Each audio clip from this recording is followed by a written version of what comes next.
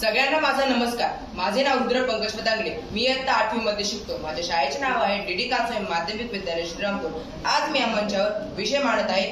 असे होते डॉक्टर कर्मवीर भाऊराव पाटील. महाराष्ट्र हा दगड धोंड्यांचा, अंजन कांचन कड्या कपारींचा देश. भलेही रत्नांच्या खाणी या मातीत नसतील, पण पृथ्वी मोलाची नवरत्ने याच मातीत जन्माला आली. त्यातून एक रत्न म्हणजे कर्मवीर भाऊराव पाटील. कर्मवीरांना लोक प्रेमाने अण्णासे बनतात. त्यांचा जन्म 22 सप्टेंबर 1887 रोजी कुंभोज या गावी झाला. गरिबांना शिक्षण मिळावे यासाठी विजयादशमी म्हणजे दसऱ्याच्या मुहूर्तावर कर्मवीर भाऊराव पाटलांनी रयत शिक्षण संस्थेची स्थापना केली. वसतिगृहातील मुलांचा परीक्षेत नंबर आला यासाठी पेढे वाटायचे. तर पेढे कुठले? तर शिळ्या भाकरीला तेल मीठ लावून तव्यावर परतून जे म्हणतात ते पेढे. हे गरिबांचे पेढे म्हणजे गरिबांची अस्मिता फुलवण्याची शक्ती या महान व्यक्तीने निर्माण केली. असे संस्कार त्यांनी मुलांवर केले. डॉक्टर कर्मवीर भाऊराव पाटलांनी पादत्राण आणि शिरस्त्राण सोडून दिले होते. फक्त एक घोंगडी त्यांच्या खांद्यावर असायची. तेच त्यांचे एकमेव महावस्त्र होते. कर्मवीर लहान असताना त्यांच्या खेड्यातल्या शेतात एक वस्ती होती. त्या वस्तीवर ते राहत होते. त्या वस्तीवर एक क्रांतिकार बंडखोर सत्याप्पा येत होता. गरिबांचा काही बार घेणारा हा सत्याप्पा त्याने अनेक श्रीमंतांचे पारिपत्य केले होते. अनेक गरिबांना न्याय मिळवून दिला होता. अनेक गरिबांना सहाय्य केले होते. पण पुढे तो दुर्दैवाने पकडला गेला व त्याला जन्मठेपेची शिक्षा दिली गेली. कर्मवीरांना अंग खांद्यावर ठेवणाऱ्या सत्याप्पाचा कोर्टात खटला चालू असताना तो खटला ऐकण्यासाठी कर्मवीर ते उभे राहत होते. एकदा पोलिसांच्या पाहण्यात सत्याप्पा बाहेर येत असताना त्याचे नातलग त्याला भेटायला आले होते. तिथे कर्मवीर उभे होते. सत्याप्पाने कर्मवीरांना पाहिले, ओळखले व तो म्हणाला, भाऊराया, तुम्हाला भेटायला बरं वाटलं, पण काय आता आपली भेट होणार नाही. त्याचे लक्ष कर्मवीरांच्या पायाकडे गेले. कर्मवीरांच्या पायात नव्या कोऱ्या करकरीत कोल्हापुरी चपला होत्या. तो म्हणाला, भाऊऱ्या, तुझी आठवण म्हणून मी काय नेऊ? तुझ्या या चपला देतोस का? या मला दे. कर्मवीरांनी त्या चपला जगाच्या दृष्टीने गुन्हेगार असणाऱ्या एका पुण्यवंताला देऊन टाकल्या व त्याची आठवण म्हणून आयुष्यभरासाठी त्यांनी पादत्राण सोडून दिले. भावनाचे बंधन हे नुसते लिहिताना बंदरेशमाचे बनतो, पण ही भावना किती मोलाची आहे की तू लहानपणी मला प्रेम दिलंस, खाऊ दिलास, अंग खांद्यावर ठेवलंस, गरिबांचं कैवार घेतलास, गरिबांवर प्रेम केले. तू पुण्यवंत आहे. स्वतःची परिभाषा निर्माण करणारी ही माणसे इथेच त्यांचे वेगळेपण व मोठेपण कळते. खरंच किती हे महान व्यक्तिमत्व.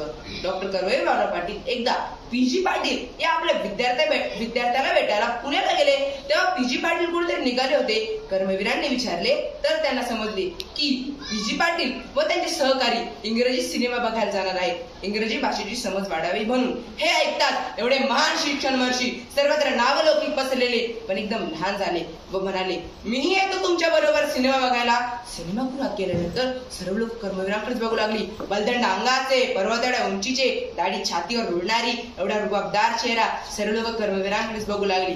एवढ्यात सिनेमा सुरू झाला. पडद्यावर असा एक देखावा होता की 2 देशातील सैनिक एकामेकाच्या विरोधात लढत आहेत. त्यातून एका देशाच्या बाजूने लढत असणारा एक सामर्थ्य सैनिक आपल्या खांद्यावर आपल्या देशाचे निशाण वागवत आहे व लढत आहे. एवढ्यात बंदुकीची गोळी त्याच्या हातीवर लागते व तो रक्त बंबाळतो. कुठल्याही क्षणी तो जमिनीवर पडेल असे त्याला समजत आहे. पण अशाही वेळी स्वतःला कसं बस सावरत घोड्यावर स्वार होऊन तो पुढे धावतो. एवढ्यात त्याला आपल्या देशातला एक सामर्थ्य सैनिक दिसतो. तो त्याच्या जवळ जातो, आपले निशाण देतो व सांभाळ असं सांगून आपले प्राण सोडतो. असा देखावा पडद्यावर दिसत होता. कर्मवीर सिनेमा बघत होते. शेजारी पी.जी. पाटील बसले होते. एवढ्यात कर्मवीर म्हणाले, पांडुरंगा, आपल्या संस्थेची निशाण असे सामर्थ्यपणे पेलवणारे माणसं तयार होतील का रे? असा विचार त्यांना सिनेमा बघताना खरंच किती महान आहे व्यक्तिमत्व. अशा व्यक्तिमत्वास माझा कोटी कोटी प्रणाम. जग कसं आहे ना, मोठ्या व्यक्तींच्या मार्गामध्ये अडचणी उभ्या करण्याचं काम हे जग करत असतं. हा डोंगर ओलांडून मोठी माणसं पलीकडे जातात. तेव्हा ह्याच डोंगरात दगड काढून त्याचे स्मारक बनवण्याचं काम हेच जग करत असतं. रयत शिक्षण संस्था उभारताना अशा असंख्य अडचणी कर्मवीरांना आल्या, पण ते डगमगले नाही. त्यांनी या अडचणीवर मात मिळवली व हा वटवृक्ष वाढवला व मोठा केला. शाळेसाठी कित्येक मैल मुलांना चालत जावे लागायचे. यासाठी खेड्यात वसतिगृहे व शाळा हव्या होत्या. कर्मवीरांच्या डोक्यात रात्रंदिवस हाच एक विचार असे. त्यावेळेचे साताऱ्याचे कलेक्टर हमीद अली यांनी 1939 मध्ये 4 भिंतींचा डोंगरी भाग रयत शिक्षण संस्थेला मिळवून दिला. हा डोंगर फोडून त्याचे दगड खांद्यावर वाहून विद्यार्थ्यांनी वसतिगृहाची इमारत उभारली. हा निश्चयाचा महामेरू होता. कर्मवीर नेहमी म्हणत, माझ्या कार्याची 4 सूत्रे आहेत: स्वावलंब, स्वाभिमान, स्वाध्याय व स्वातंत्र्य.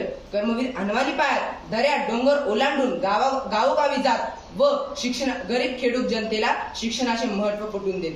शिक्षणाने माणसाचा पुनर्जन्म होतो. जन्मतो तो 2 पायाचा प्राणी, जन्मतो तो 2 पायाचा प्राणी. शिक्षणाने होतो माणूस, शिक्षणाने होतो माणूस.